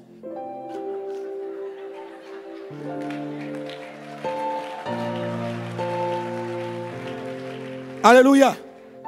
J'ai un ami pasteur qui a désenvoûté un mari comme ça. Je vous ai raconté ça déjà. Hein? Bon. Donc le monsieur Abidjan ici, il a construit pour sa maîtresse une maison à engrais. Et sa femme à la maison, elle avait des fauteuils troués, une maison louée à Abobo. Et la femme est partie voir le pasteur. Mon ami pasteur, elle se plaint, elle dit vraiment, mon mari, il faut qu'il change, je souffre. Et le pasteur, il a reçu une inspiration divine. Il a fait une prière. Il dit, oh Dieu, quand ce monsieur va aller voir la dame, qu'elle se batte avec lui, qu'elle le griffe, que ça lui fasse mal, et qu'il vienne à la maison, et qu'il pleure devant sa femme qui va soigner les griffures. Le pasteur me dit ça, il dit quand il a prié comme ça, la femme, elle a arrêté la prière. Elle dit, papa, pourquoi tu pries comme ça? Il faut prier, il n'a qu'à la laisser. Elle n'a qu'à laisser mon mari. Il dit, je ne sais pas pourquoi, mais j'ai prié, on n'a qu'à les griffer. Et un jour, il va leur rendre visite à Bobo. Quand il arrive, la femme est assise, en train de soigner son mari avec alcool. Et puis elle met sur les griffures là. Et puis il crie, tcha, tcha. Donc il arrive, il demande. Elle dit, ah papa, ce que tu as dit là est arrivé. Donc le monsieur est fâché. Il dit, non, lui, vraiment, lui, il arrête. Que la femme là l'a trop eu. Qu'il est parti, il est arrivé chez eux à la maison là-bas. Et il a trouvé un amant. Donc elle et l'amant l'ont frappé. Donc il dit. Alors, donc il dit au pasteur. Il dit, pasteur, non. Et puis c'est là maintenant il dévoile. Il dit, la maison même où ils sont là, c'est ma maison. Sa femme dit, hein. Il dit, elle me trompe dans ma maison. Donc le pasteur, la vraie épouse et le frère, le monsieur, ils sont partis récupérer la maison. Donc ils sont arrivés à Angers. Arrivés là-bas. Ils ont commencé à discuter. Le monsieur dit, sortez de ma maison. Elle dit, on ne sort pas, c'est ma maison. La maîtresse, elle dit, c'est ma maison, je ne veux plus te voir ici. Tu vas vous dire, la main aussi, tout ça, on va te frapper. Et le monsieur là, il était petit, donc il s'est caché derrière le pasteur. Maintenant, le pasteur, pour calmer, il dit, bon, ok, s'il vous plaît, envoyez les dossiers de la maison. Pour qu'on clarifie cette affaire, envoyez les dossiers, sinon ça va aller à la police, tout ça. La dame va se lever. Oh, le monsieur, ce qu'il a sauvé, ce qui a sauvé la femme, c'est que quand il construisait la maison, au début, là, il voulait faire ça, il voulait donner ça à sa femme. Donc, il avait mis le nom de sa femme. Jusqu'à ce que l'envoûteuse vienne les saisir. Donc, les noms, la maison était au nom de sa femme. Quand ils ont sorti les papiers, l'épouse Elle a regardé. On dit c'est quel nom? Elle dit c'est son nom. Elle est tranquille. Elle a commencé à faire un sourire. Eh Dieu. Alléluia. Je déclare dans le nom de Jésus. Tout envoûtement est brisé dans le nom de Jésus. Tout ce que le diable t'a volé par envoûtement t'est restitué au nom de Jésus. Alléluia. Donc si vous voulez briser les envoûtements, c'est le culte du samedi. Amen. Mais c'est sérieux les envoûtements. Les envoûtements, ça fait beaucoup de choses. Ça amène des hommes à... C'est pas seulement les hommes, même les femmes. Quand tu es envoûté, tu fais n'importe quoi. N'importe quoi. Et ça peut être même des pasteurs qui vous envoûtent. C'est pas le fait d'être... c'est pas l'adultère. L'envoûtement est généreux. Ça peut être dans tout. C'est lorsque l'essence même ne te dirige plus. C'est-à-dire que la raison, et tu es dirigé par une force, on ne sait pas c'est laquelle. Et comme je dis dans cette histoire avec la femme, c'est ce qui m'est arrivé. Je n'écoutais plus le pasteur. J'étais là, je partais faire les réunions. Quand elle parle de Dieu. Et puis j'ai les larmes qui coulent. Oh là là, mais comment elle voit Jésus. Et puis toujours quand elle dort, Jésus lui dit ça. J'étais omnibulé, fasciné. Jusqu'à j'ai fait un rêve. Mais même le rêve, même je l'ai mal interprété. Dans mon rêve, j'étais avec cet ami-là, Vincent. Et on partait à une évangélisation.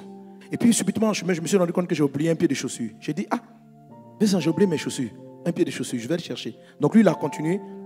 Je me souviens, je suis parti, j'ai détourné dans un angle de maison. Et j'entre dans une pièce. La dame là, par qui le diable était passé pour me séduire, par cet envoûtement-là, elle était métisse. Très belle dame. Mais dans le rêve, quand j'arrive, je vois mes chaussures dans la maison. Quand je vais prendre, il y a une dame qui apparaît. Elle était métisse aussi. Mais sauf qu'elle était grosse. Et puis, elle n'était pas belle. Elle était laide. Donc, je n'ai pas reconnu la dame. Parce que pour moi, bon. Et quand je voulais prendre les chaussures, je vois qu'elle a commencé à m'hypnotiser. Je perdais mes forces. Alors je me suis dit, ça c'est un démon. Je vais le paralyser au nom de Jésus. Donc dans mon rêve, là, je dis au nom de Jésus, je te lie, je te paralyse. Mais l'esprit là a commencé à continuer de me regarder sans bouger. Et plus je priais, plus je faiblissais. Au nom de Jésus. Au nom de Jésus. Au nom de Jésus. Et je suis tombé. Je n'avais plus de force. Donc dans mes pensées de mon rêve, je dis, mais quel est cet esprit-là où le nom de Jésus ne marche pas aujourd'hui? Quelle est cette histoire? Et à un moment donné, me pensant totalement vaincu, elle a relâché son emprise hypnotique. Quand elle a relâché, j'ai senti que mes forces me sont revenues. Je me suis dit, bon, Mohamed, tu fuis. Après, tu vas chercher à comprendre ce qui se passe. Donc quand elle a relâché, je me suis levé à mes chaussures. Mais j'ai détalé. Sorti de la maison. J'ai pris la route maintenant pour aller à l'évangélisation. Elle est sortie dans mon dos. Et elle a commencé à m'hypnotiser par le dos. Donc je courais. J'ai commencé à m'alourdir, à courir au ralenti, m'affaisser. Je suis tombé. J'ai commencé à ramper. Et puis dès que je suis arrivé au lieu où il y avait la présence de Dieu de la croisade, l'envoûtement s'est arrêté et je me suis réveillé. Je dis, ça veut dire quoi? Mais je ne comprenais pas que Dieu est en train de me dire que on est en train de te vider. Les chaussures là, c'est le zèle de l'évangile. On va te tuer. Je dis, oh. Mais je ne savais pas. Donc tellement j'étais omnibulé par cette dame là. Et même je suis parti la voir. J'ai dit, j'ai fait un rêve. Elle dit, ouais, j'ai expliqué le rêve. Elle dit, bon. Moi je n'interprétais pas que c'était elle. Hein. Mais elle avait compris. Elle dit, oui, elle aussi elle a vu que les gens veulent nous séparer. Elle dit, Donc c'est elle-même qui a fait que j'ai commencé à dire, mais en quoi elle est concernée par le rêve? Mais bon, j'étais tellement fasciné par la dame, par sa vie spirituelle. Mais elle ne lisait pas la Bible. Elle dit, on est dans les révélations seulement. Il y en a d'autres aussi, vous en vous, c'est-à-dire qu'ils lisent la Bible, mais ils prennent le contrôle de ta personne. Ils te contrôlent. Ils te contrôlent. Quand vous êtes contrôlé par quelqu'un d'autre, vous êtes sous envoûtement. Envoûté. Des femmes sont envoûtées. Elles vont. Comment tu peux être envoûté? C'est-à-dire que tu vas. Ton mari te cherche. Tu dis, je suis à l'église. Tu passes 24 heures sur 24. 4 jours d'affilée. Est-ce que ça, c'est correct, ça? Il y a des femmes qui sont envoûtées. Est-ce que c'est un envoûtement qui fait que tu ne veux pas... Ton mari même ne te dit plus rien? Ça peut être un envoûtement. Après un envoûtement, j'ai vu beaucoup de gens. Hein? Quand même, il y a un mari qui a voulu me frapper un jour. On dit, mais la dame, là, ma femme, elle parle de toi seulement. Elle va, elle dit qu'il vit, c'est-à-dire, elle ne demande pas la permission à son mari. Elle vient à la croisade. Restez une semaine. Le mari ne sait pas. Est-ce que ça c'est normal? Le mari veut la toucher la nuit.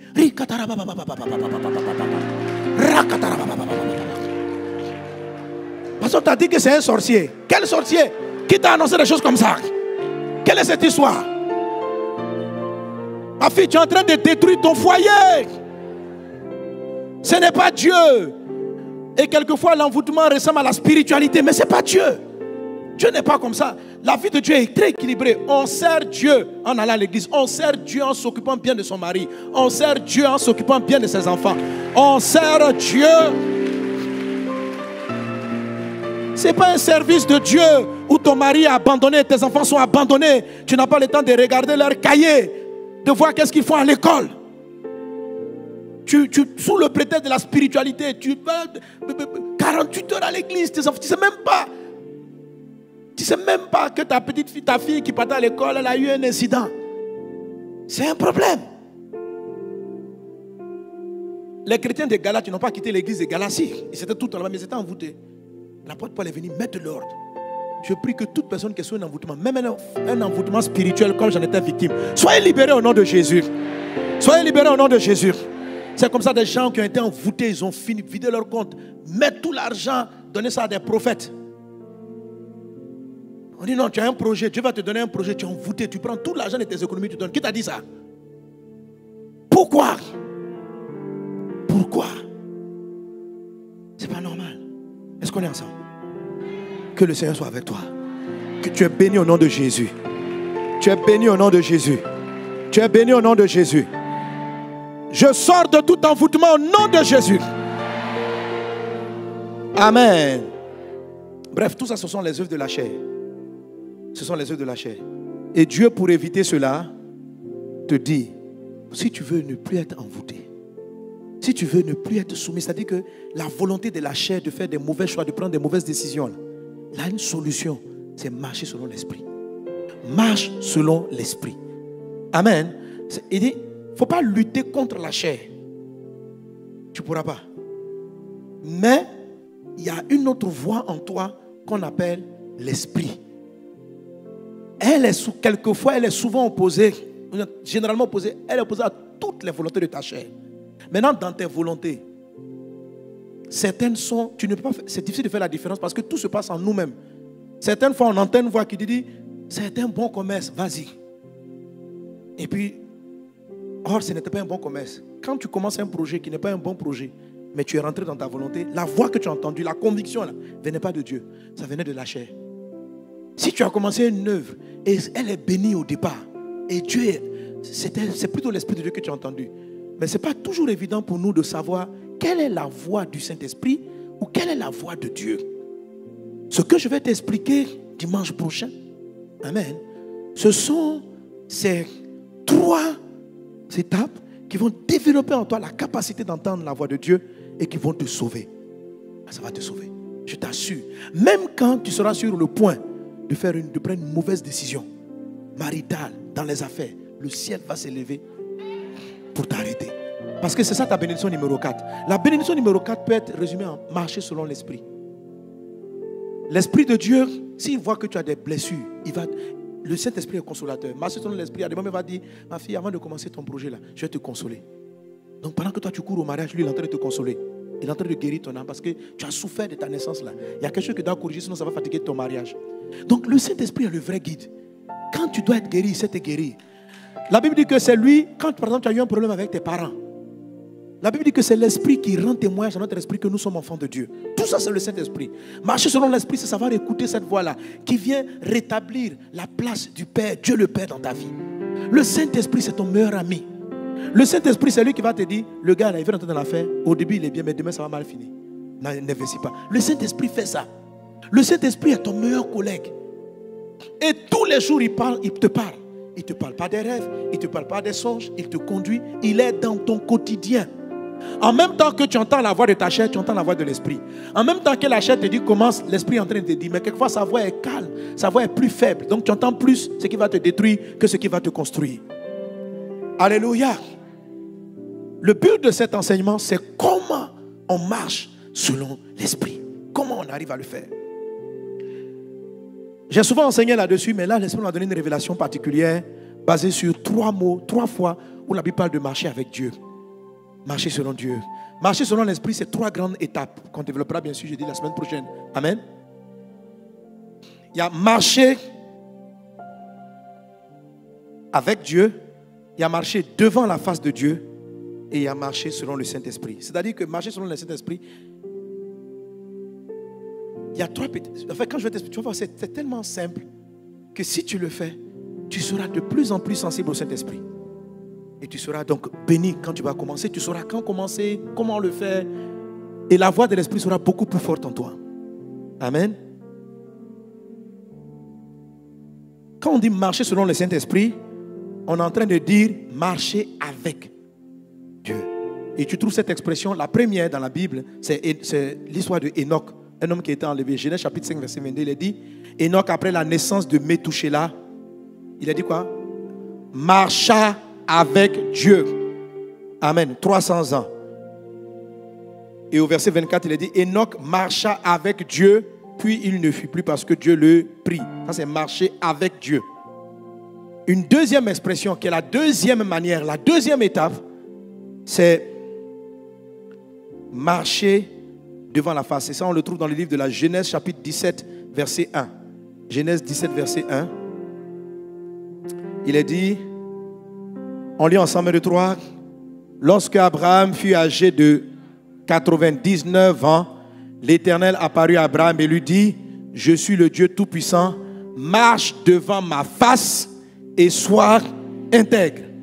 Alors ici, Dieu utilise l'expression marcher devant la face. Pour Enoch et dans d'autres versets, je n'aurai pas le temps de le lire, ce n'est pas la seule fois où il a donné cette expression. Il y a marcher avec Dieu, marcher devant la face de Dieu, et puis à la fin, la forme finale qui te donne vraiment cette réussite dans ta vie, c'est marcher selon l'Esprit de Dieu. Donc il y a marcher avec Dieu, marcher devant la face de Dieu, marcher selon le Saint-Esprit. Avec Dieu. Amen. Olivier, viens. Qui voit déjà la différence entre les 3? C'est quoi? Qui voit la différence entre marcher avec Dieu, marcher devant la face, marcher selon? Personne? Bon. À cause du temps, la prochaine fois, je vais expliquer déjà. Ok?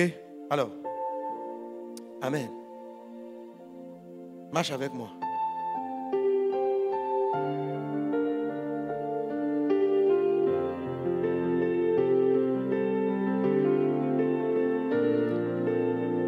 Tu es là, hein? Qu'est-ce qu'il fait? Il est en train de marcher avec moi. Ok? Là, on le comprend facilement. Donc, marcher avec quelqu'un, mais il y a quand même quelques petites nuances. Alors, quand on dit tu marches avec une personne, celui à qui on veut dire tu marches là, c'est un peu lui qui est devant. Amen. Si c'est moi qui mène la marche, on va dire Olivier marche avec moi. Si c'est lui qui mène la marche, je marche avec lui. Quand il dit je marche avec quelqu'un, ou bien si tu dis il marche avec moi, c'est différent. Quand il dit il marche avec moi, c'est-à-dire en fait il me suit, mais il marche avec moi. Quand il dit je marche avec lui, c'est qu'en fait il conduit. Ok? La première étape dans ta base, c'est marcher avec Dieu. Et Jésus en parle beaucoup. Le psaume 23 par exemple, c'est ça qu'il décrit. L'Éternel mon berger, je ne manquerai de rien. Amen. Il décrit la marche avec Dieu. Jésus a dit, si quelqu'un veut marcher avec moi, si quelqu'un veut me suivre, qu'il renonce à lui-même, qu'il se charge de sa croix et qu'il me suive. Ça, c'est la première étape. Amen. Maintenant, il a marché devant la face. Ça vous l'a dit quoi? Alléluia. Il dit, Abraham, marche devant ma face. Marche devant ma face. Et après ça, il dit, je te multiplierai, je ferai de toi quelqu'un d'extraordinaire. Marcher devant la face. Donc, il y a une étape où vous devez marcher devant la face de Dieu. Devant la face de Dieu. Amen. Pour pouvoir marcher selon le Saint-Esprit. Alors, toutes les personnes qui arrivent à marcher selon le Saint-Esprit ont suivi cette étape-là. Marcher avec, marcher devant la face, marcher selon. Voilà, c'est comme ça. Amen. Quand Dieu a commencé à me parler de ça, puis j'ai pris le temps de résumer, de voir les étapes de ma vie. Je me suis rendu compte qu'à un moment donné, j'étais à l'école de marcher avec. Après, j'ai été à l'école de marcher devant sa face. Et puis, j'ai fini par marcher selon l'esprit. Alléluia. Toutes les campagnes, toutes les croisades, toutes les provisions qu'on a, c'est la marche selon l'esprit. Tous ces choix, cette sensibilité-là, c'est la marche selon l'esprit. Mais avant, il y a eu la marche avec. Tout commence par la marche avec. Après, la marche devant sa face. Amen. Alors, devant la face, c'est simple. Amen. Voilà sa face. Je marche devant sa face. Amen. Ça veut dire marcher devant la face, ça veut dire marcher sous le regard. Marcher en considérant le regard de la personne. Donc, si Dieu tourne sa face à droite, tu marches devant sa face. C'est-à-dire, là où, bon, je vais expliquer, là où vont les regards de Dieu. Marcher devant la face nécessite la contemplation de sa face. Quelqu'un qui marche devant la face, c'est une étape importante. C'est-à-dire que, bon, dimanche, sois béni. Alléluia. Amen. Et tu marcheras selon l'esprit. Et si tu suis les 3 étapes, ça sera très simple. Très simple. Tu vas commencer à discerner exactement ce que l'esprit est en train de te dire. Ça va t'aider à interpréter les rêves et les songes que tu reçois. Parce que tu vas te parler. Quand il va te mettre en garde, il va te mettre en garde. Dieu m'a mis en garde dans un rêve. Mais tellement j'étais envoûté. Vous savez, j'ai été sauvé comment? Par mon pasteur. Oui. Mon pasteur a appris que je priais avec une dame. C'était pas à l'église. Il est venu me dire, Sanogo, il a appelé mon ami Vincent. Il dit, j'ai appris que vous priez avec une dame là. Vincent lui dit oui. Il dit, vous m'arrêtez ça tout de suite. Quand Vincent est venu me dire ça, ça m'a fait trop mal. Je dis, le pasteur encore ne me laisse pas vivre ma foi. Parce qu'on avait une cellule, il avait fait fermer. La deuxième encore. Donc là, je n'étais pas trop d'accord. Mais je savais qu'il fallait écouter son pasteur. Donc je dis, bon, je vais suivre. Mais non, je n'ai pas dit je suis comme ça. J'ai dit non, ça, il dit mieux vaut obéir à Dieu qu'aux hommes. Il dit, mais Dieu, comme le pasteur a parlé, je vais prier, puis tu vas me montrer. J'ai dit à mon ami Vincent, allons prier. Et nous sommes partis dans une forêt d'EVA à Gagnoa, la forêt qu'on appelle l'Asproie. Qui connaît l'Asproie, Gagnoa? Ok, on était à l'Asproie. J'avais l'habitude d'aller prier dans cette forêt d'EVA là. Et on a prié. J'ai dit, Dieu, si tu veux qu'on continue de travailler avec cette femme, malgré ce que le pasteur a dit, parce que moi je préfère obéir à Dieu qu'aux hommes. Si tu veux qu'on travaille avec elle, oh Dieu, qu'avant de sortir de la forêt, je voyais un animal. J'avais l'habitude de prier, à part les margouilles et puis les lézards, je n'avais pas vu d'animaux là-bas. Mais cette fois-ci, j'ai dit que je vois un animal, genre un rat, quelque chose un serpent, un truc comme ça. J'ai prié. Si tu veux que je continue à rester, je travaille avec cette femme, donne-moi un animal avant que je sorte. Mais si tu veux que j'arrête, si tu veux qu'on la laisse, qu'on arrête, oh Dieu, que la pluie tombe sur nous. Que la pluie tombe sur nous. On a prié, prié, prié. La pluie est tombée.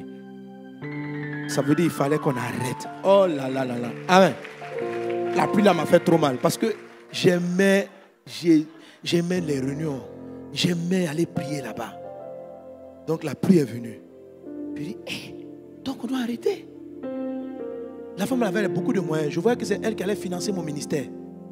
J'avais envie d'aller évangéliser. Elle devait me prendre une moto avec des sacs, mettre des brochures. Et je serais allé de quartier en quartier prêcher la parole. J'allais arrêter l'école. Je voulais arrêter l'école pour me consacrer à l'évangélisation. Mais j'étais envoûté. Ça ressemblait à un bon projet, mais c'était le diable qui me séduisait. Et j'ai dit à la dame, nous vous quittons. En fait, c'était dur. C'était difficile. Et c'est ce que j'avais vu en rêve. J'étais paralysé. J'allais la quitter difficilement. Il a fallu près de 2 ans pour que je réalise que j'étais envoûté. Parce que vers la fin du film, elle dit, moi-même lui-même là, c'est un sorcier. Parce qu'elle voyait les sorciers. Vous voyez les gens chez qui vous priez, qui voient les sorciers matin, midi, soir. Ce sont des envoûteurs. Quel sorcier partout ça? C'est vrai que la sorcellerie existe, mais ils vont t'accuser. J'ai vu des gens qui ont chassé. Il y a un gars même qui a fait tuer son enfant. Parce qu'on a dit que quelqu'un vient lui dire l'enfant est sorcier. Comment ton enfant est sorcier? Il est sorti de tes entrailles. C'est que d'où vient la sorcellerie?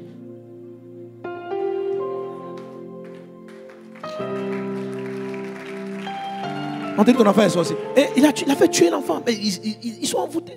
C'est anormal. Ça n'a rien à voir avec la Bible. Ça n'a rien à voir. Et donc, vraiment, l'envoûtement est quelque chose de désastreux. Ça perd du montant. Et on en sort difficilement. On en sort difficilement. J'ai vu des gens, des foyers qui ont été brisés. des gens, des pasteurs, des gens qui sont venus dire, ta femme n'est pas ta femme. C'est une sorcière, laisse-la partir. Et puis il te donne une sorcière à l'église là-bas. J'ai vu de ça. Il te donne une petite fille. Il dit, c'est elle, c'est ta femme de destinée. Ta femme de destinée. Toi aussi tu es là. Oui, oui. Papa le prophète a vu. C'est ma femme de destinée. Quel papa le prophète? Depuis quand Dieu fait ça? Depuis quand Dieu oblige les gens?